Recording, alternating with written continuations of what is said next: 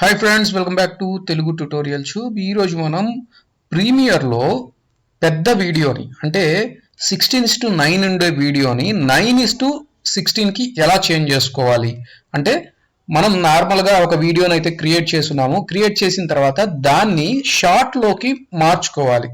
అంటే మనం తీసుకున్నామో పెద్ద వీడియో కదా, దాన్ని షార్ట్ సైజుకి కన్వర్ట్ చేసుకోవడానికి ఎలా చేయాలి, ఏం చేయాలి అనేది చూద్దాము. ఓకే, దానికోసం అయితే నేను ఒక వీడియోని అయితే తీసుకున్నాను. ఈ వీడియో హచ్ యాడ్కి సంబంధించింది అనమాట ఇది. ఓకే, దాన్ని చూడండి. దాన్ని తీసుకున్న తర్వాత ఇక్కడ నాకు ప్రాజెక్ట్ విండోలో ఇక్కడ న్యూ ఐటమ్ అని కనబడుతుంది కదా, ఆ వీడియోని తీసుకొచ్చి ఇక్కడ న్యూ ఐటమ్ మీద పెట్టండి. పెడితే ఏమవుతుంది చూడండి, ఇక్కడ మనకి ఒక కొత్త సీక్వెన్స్ అయితే వచ్చింది. ఏదైతే పేరుందో దాంతో ఒక సీక్వెన్స్ అయితే వచ్చింది. ఓకే, చూడండి. ఓకే, నాకు ఇది ఎలా కావాలి, సైజ్ అనేది 9:16 రేషియోలో కావాలి. అంటే షార్ట్కి ఉపయోగపడే విధంగా కావాలి నాకు. ఓకేనా, చూడండి. దీన్ని తీసుకున్నాను. అలాగే ఇప్పుడు తీసుకున్నాను కదా, ప్రాజెక్ట్ విండోలో ఉంది కదా నాకు సీక్వెన్స్ 1 అనేది. దాన్ని రైట్ క్లిక్ చేసుకొని ఇక్కడ చూడండి, ఆటో రీఫ్రేమ్ సీక్వెన్స్ అని కనబడుతుంది కదా, దాని మీద అయితే మీరు క్లిక్ చేయండి.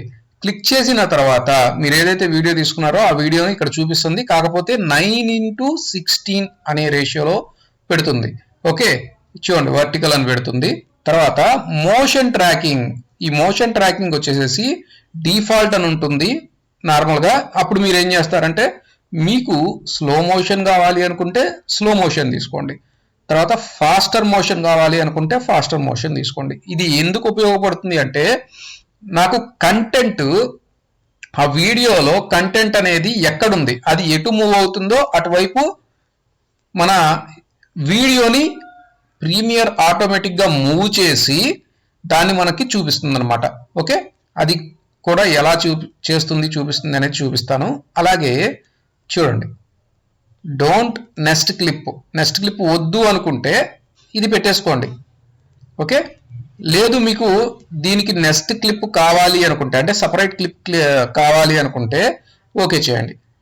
డోంట్ పెట్టేసుకున్నాయి, జస్ట్ క్రియేట్ అనండి, అయిపోయింది. ఓకే, ఒకసారి దీన్ని ప్లే చేసి చూడండి. ఓకే, చూడండి, మనకి కంటెంట్ అంటే మోషన్ కంటెంట్ ఎక్కడైతే ఉందో దాని ప్రకారం వీడియోని అడ్జస్ట్ చేస్తుంది.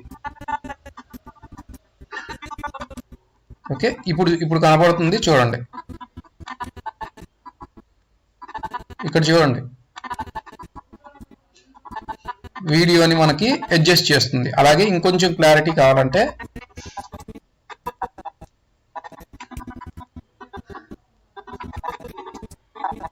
చూడండి, ఇక్కడ చూపిస్తుంది. చూడండి, నాకు కెమెరా మూవ్మెంట్ అనేది ఇక్కడ మూవ్ అయింది.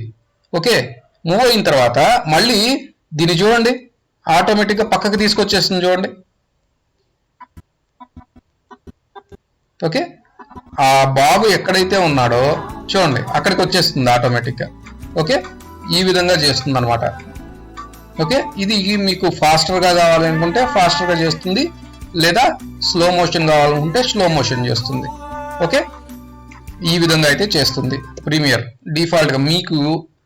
మీరేమి అడ్జస్ట్మెంట్స్ ఏమి చేయకుండా మీరు నార్మల్గా అడ్జస్ట్ చేయాలి అనుకుంటే దీన్ని ఇక్కడ వరకు కట్ చేసుకొని మళ్ళీ దాన్ని కొంచెం పక్కకి జరుపుకొని దీన్ని ఇక్కడ వరకు కట్ చేసుకొని దాన్ని ఆ పక్కకి జరుపుకొని ఇలా జరుపుకోవాల్సిన అవసరం ఉంటుంది. అలా కాకుండా డిఫాల్ట్గా చేసి పెడుతుంది. కాకపోతే కంటెంట్లో మోషన్ అయ్యేది అంటే మూవ్ అయ్యే ఆబ్జెక్ట్స్ కొన్ని మాత్రమే ఉండాలి, అది గుర్తుపెట్టుకోండి. మీకు ఎక్కువ కంటెంట్ ఎక్కువ మూమెంట్స్ ఉన్నాయి అనుకోండి, అది అడ్జస్ట్ చేయలేదు, ఎలా ఉందో అలానే చూపించేస్తుంది. సో అప్పుడు మీకు కంటెంట్ అనేది కరెక్ట్గా కనపడదు. అదొక్కటి గుర్తుపెట్టుకోండి.